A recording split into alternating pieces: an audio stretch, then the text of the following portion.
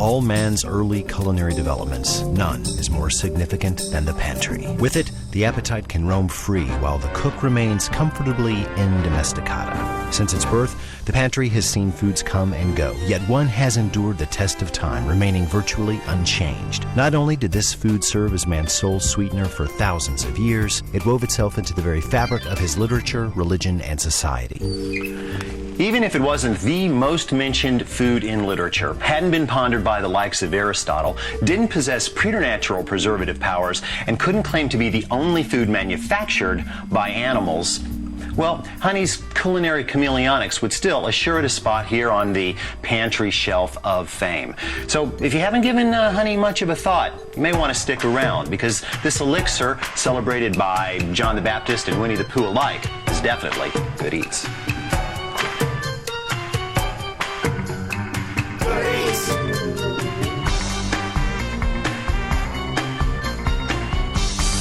As the world of beer is divided into distinctive microbrews and less complex national brands, so too is the world of honey divided. You see, big honey companies collect their honey from dozens of sources, which they then blend, filter, and pasteurize. The result? A consistent, jewel-clear, squeaky clean honey that resists crystallization. It also has about as much personality as a Dragnet rerun. That's why I stick with single-source raw honey, which has been filtered and bottled with no further processing. Of course, to understand great honey, you got to go to the source, nectar. Now, if there's only a botanist around here someplace. I'm a botanist. You're a botanist. Okay, what's nectar? A botanical bribe. Botanical bribe. You give me a little more than that? All flowering plants have glands called nectaries, which produces a sticky, sweet liquid that's secreted through a tube on a flower. Besides helping to regulate the fluid content, it also attracts hummingbirds and insects. Honeybees? Apis mellifera is actually the proper term for that. Yeah, that's it's Latin for pollen-eating honeymaker. Please, continue. Well, see, they're actually attracted to the nectar, but they pick up a lot of pollen along the way. Which leads, of course, to cross-pollination, not to be confused with cross-contamination. It's a little side joke. Now, I've always wondered, what would happen if a honeybee took nectar from, say, this mom and carried it to, oh, I don't know, a cherry tree? They don't bloom at the same time. Well, let's say for a minute that they did. By and large, bees actually practice flower fidelity. So they're faithful? No. They'll take their nectar where they can get it. But they'd rather collect from one particular flower as long as it blooms. And of course, they also gather honeydew. The melons. I'm just joking. No. The liquidus remains of aphid drilling. Ah, okay. So would you say that eating honey is about as close as you can get to eating flowers? Well, I mean, there are plenty of flowers that we can eat. Over here, for instance, this is actually one that I typically like to eat on the weekends. Gee, too bad we don't have time for that. Gotta run and hive.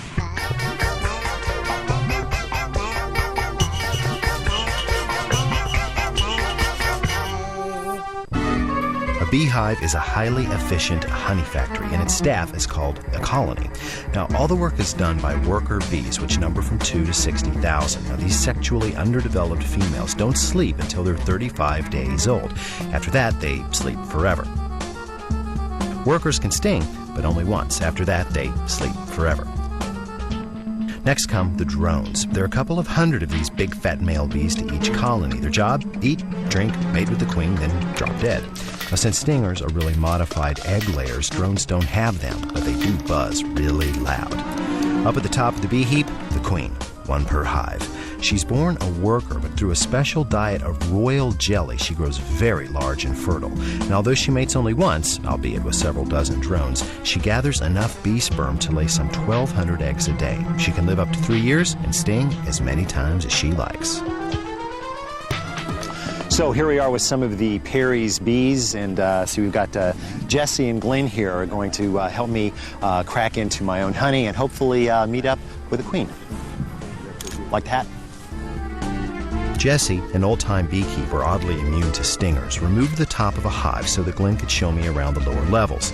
Here, workers store pollen, groom the queen, and monitor the baby bees nestled in their waxy hexes. Then we came to the top section, or super. Each one of these trays is a solid honeycomb, which, as Glenn explained, can weigh several pounds towards the end of the season. Still, I wanted to know how that honey really got there.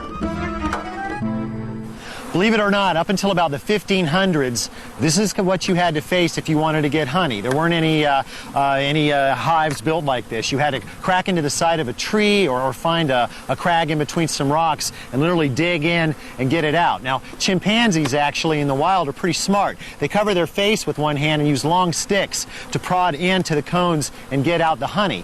But believe it or not, there used to be people and tribes whose job it was to go gather honey. And this is what they would have to face. And by the way, they didn't have these, or these, or these. Now, let's just see if we can find, there, a forager who's just returned to the hive. Excuse me, miss, I can't help but notice you've got some lovely pollen sacs on you. Oh, I bet you say that to all the bees. Well, no, not really. Look, I understand that that's protein to feed the hive, but tell me, where's the nectar that you've been gathering on all your flights? Ugh. I thought only supermodels did that kind of thing. Well, how else am I supposed to empty my nectar sac? Nectar sac? Yeah, the big bag of enzymes that breaks down the sugar in the nectar. There's only one way in and out of me, you know.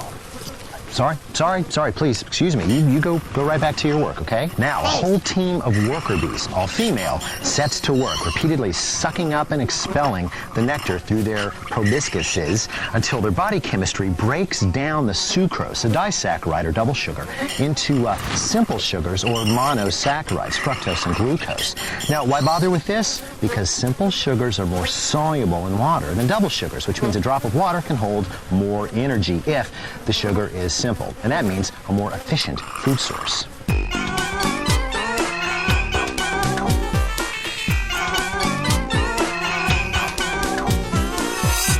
Now, one of the house bees is depositing the young honey into the inner surface of a cell constructed from the secretions of young bees' wax glands.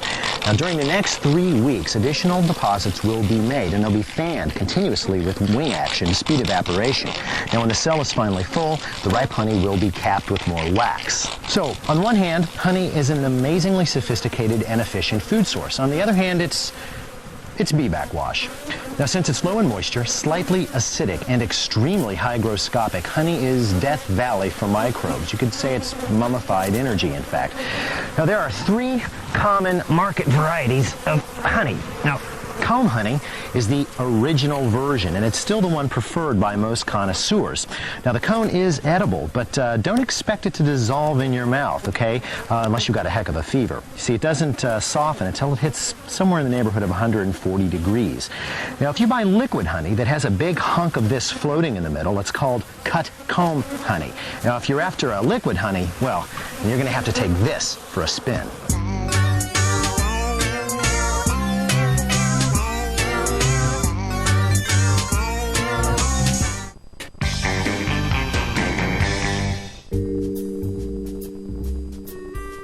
Having been liberated from its makers, the honey must now be coaxed from its comby confines.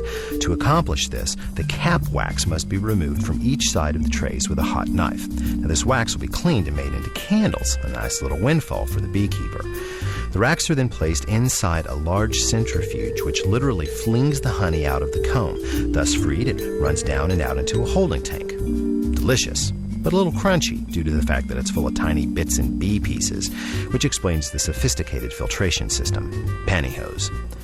Cut comb honey is just cut right out of the trays, then jarred and topped off with the filtered honey.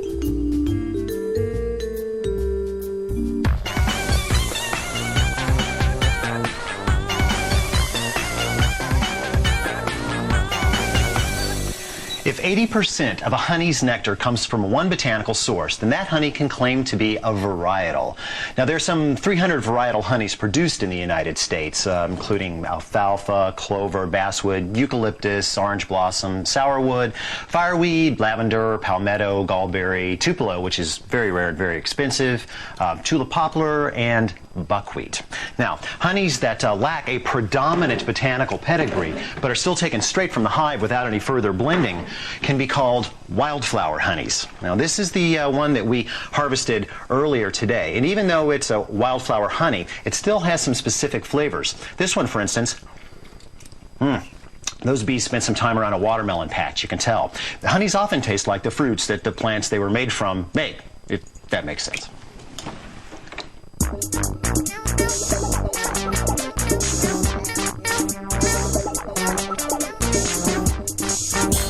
as you might expect, darker honeys are more distinctive and stronger than lighter honeys. This pine honey, for instance, is much stronger than this wildflower honey, which is a little bit stronger than this sourwood honey, which is indeed a little bit darker and stronger than this orange blossom honey, which is stronger than this alfalfa honey. Which is not to say that this alfalfa honey is a wallflower. In fact, it's my favorite honey when it comes to making dessert sauces. It all starts with 1/4 of a cup of alfalfa honey and a stainless steel or other heat-resistant bowl. Now, the reason for this is that even though that honey is pretty light, it's still too viscous to play nicely with other ingredients unless it's coerced a little. So a little bit of heat here is going to help loosen that up.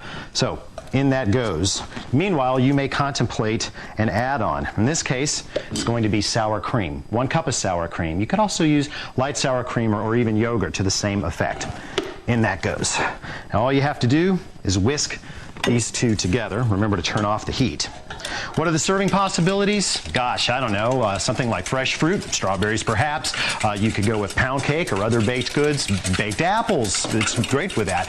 Just about anything you can think of, except your morning cereal. Hey, who likes honey mustard? Everybody does. The question is, why do we bother buying it when it is so easy to make? And of course, there's so much great honey to make it with. Now, in my case, I like to start with about 5 tablespoons of sour wood honey. And to that, I add, say 3 tablespoons of Dijon mustard, the smooth kind, not the lumpy seed-ridden kind.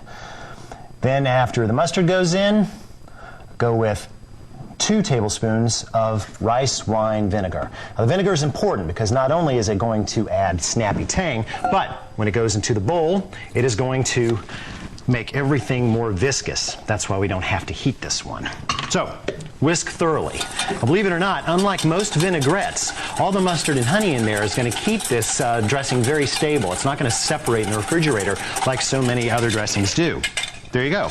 Now, serving potential, limitless. For instance, say you had a bowl of peppery greens. Little drizzle will do you. Or say you needed a dipping sauce for those chicken fingers. Excellent. So it's a dressing, it's a dip, it's a dressing, it's a dip. No, it's both. But wait, say you want an elegant dessert. Place a large saute pan over medium heat and warm just enough honey to cover the pan with a solid pool. I like wildflower honey for this, but you can use whatever you like. Now, once it's good and warm, time to consider fruit. Plums would be good, as long as they're relatively firm. If they're too soft, they're going to disintegrate. Into the pan, and try to make sure everything's cut side down. Really interested in getting the honey pushed up into the fruit. Now, you could also use figs for this. You could use chunks of papaya, anything that's a little bit on the firm side. Now, once you've got all the cut sides down, let this cook over medium-low heat for about 5 to 6 minutes. Once the fruit is soft all around, go ahead and boost the heat to high just for about 1 minute, tossing things continuously. That'll make sure that the fruit is completely coated, slightly caramelized, and it'll also reduce the honey into a nice glaze. Now, what are the serving options? Well, got ice cream? Well, now you've got something much, much more.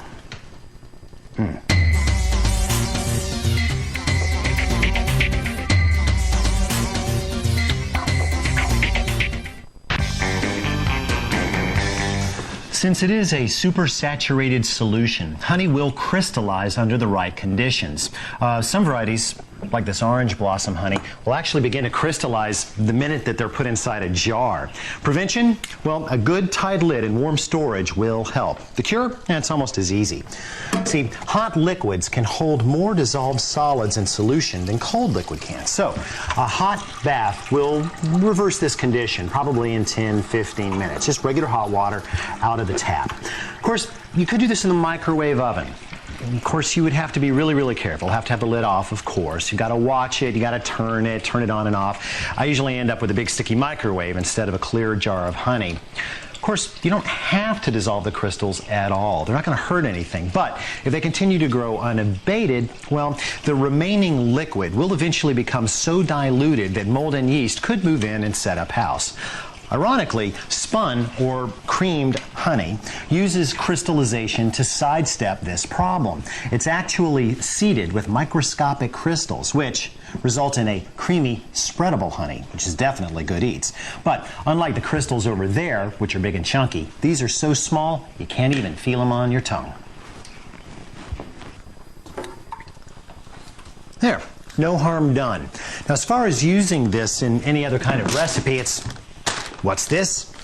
Recent university study reveals that honey contains several unique antioxidants, including pinosembrine and chrysin, which explains why honey's been used to treat wounds as late as World War I. Honey is hygroscopic, you know, so it pulls moisture out of wounds. It contains hydrogen peroxide, so it's an antiseptic, and it's sticky, so it stays put. So the next time your toddler takes a header, maybe you should slather on a little honey instead of that expensive cream. Of course, what's good for out here is not necessarily good for in here. Babies under 1 year of age should never be fed honey because, like most agricultural products that are raw, honey carries a small number of botulism spores.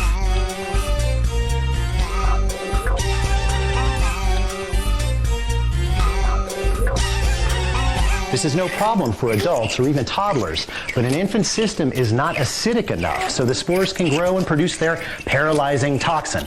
In other words, until this turns 1, of this there will be none. We hope we've whet your appetite for a little bit of the, oh, I almost forgot the cake. Honey can be substituted for sugar in almost any baked good. Take, for instance, my Aunt Verna's top secret orange cake recipe. Managed to lift this off of her at our last family reunion. Now, the old girl's recipe starts with 1.25 cups of regular old sugar, sucrose, right? And here's the neat thing. Since it is 20% sweeter than sucrose, we can go with just 1 cup of honey. And since we're using the orange blossom honey, this is going to add flavor and fewer calories. Sounds like a good combination. Right into a work bowl. All right, what does she call for next? 4 eggs. And what's nice about this is you can add them all at once. Unlike regular cakes that you need to cream, you don't have to do that here because the sugar is already a liquid. But you do have to work this until the eggs are thoroughly integrated. It'll take a couple of minutes. Now, once that starts to look a little on the foamy side, we're good to go with the next ingredient. Aunt Verna calls for 3 tablespoons of orange juice, but let's hold off on that a second. See, honey is about 20% water, right? And since we were working with a cup of honey, that means that about 3 tablespoons of it was indeed water. So we don't need that liquid. And since we were dealing with orange blossom honey, we're not going to miss the flavor. But just in case, we'll throw in a tablespoon of freshly grated orange zest. And then there was the dry stuff. The dear old girl calls for 1.5 cups of all-purpose flour, sifted together with about 1 teaspoon of baking powder. So we bring that, hey, wait a minute. Now, baking powder will only work if the alkaline and the acid in the recipe are balanced. Honey is a little bit more acidic than sucrose is, so we're going to balance that with just a pinch of baking soda. I'd say that's a little less than 1/8 of a teaspoon. Like any other cake batter on earth, it's best to bring the dry to the wet nice and slow.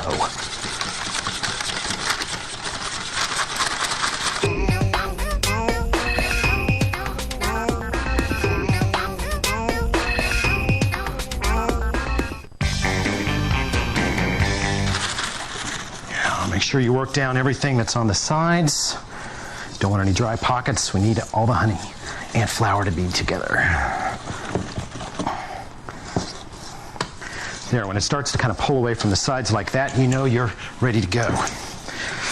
And go into a greased loaf pan. It's what she calls for, and I have to agree with her here.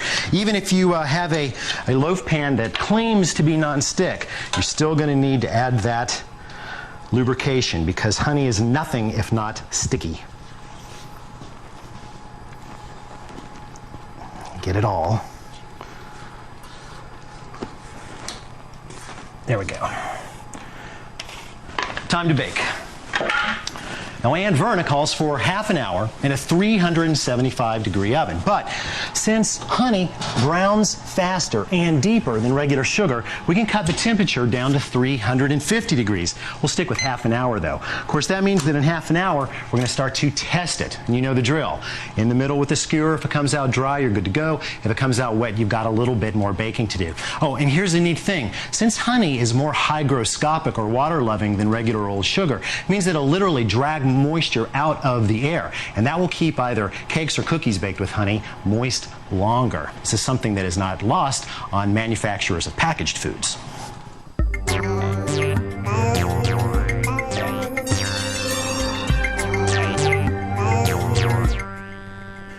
We hope we've inspired you to look beyond the squeeze bear and invest yourself in the original processed food, honey. Whether you blend it into a sauce, or bake it into a cake, marinate with it, poach in it, or drink it straight. Honey is absolutely good eats. Dig in, guys. Hey, we're worker bees. Ow! Sorry, ladies. So sensitive. Phew. Gotta have one of these. You guys do good work. Girls do good work. Really do. Good eats.